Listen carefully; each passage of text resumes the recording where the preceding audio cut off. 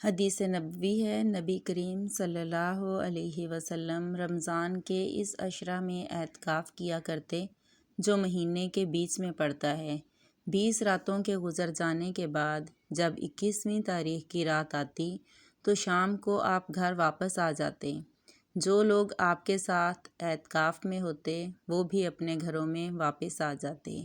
ایک رمضان میں آپ صلی اللہ علیہ وسلم جب اعتکاف کیے ہوئے تھے تو اس رات میں بھی مسجد ہی میں مقیم رہے، جس میں آپ صلی اللہ علیہ وسلم کی عادت گھر آ جانے کی تھی۔ پھر آپ صلی اللہ علیہ وسلم نے لوگوں کو خطبہ دیا اور جو کچھ اللہ پاک نے چاہا آپ صلی اللہ علیہ وسلم نے لوگوں کو اس کا حکم دیا۔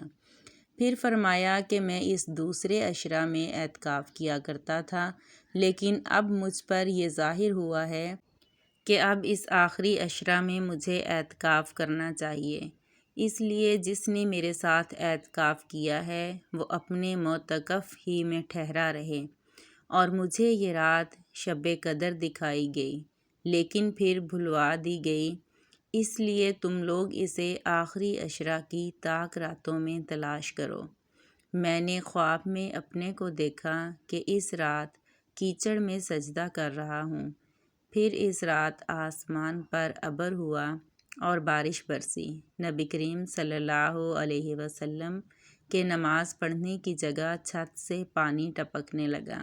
یہ 21ویں کی رات کا ذکر ہے۔ میں نے خود اپنی آنکھوں سے دیکھا کہ آپ صلی اللہ علیہ وسلم صبح کی نماز کے بعد واپس ہو رہے تھے اور آپ صلی اللہ علیہ وسلم کے چہرہ مبارک پر کیچڑ لگی ہوئی تھی۔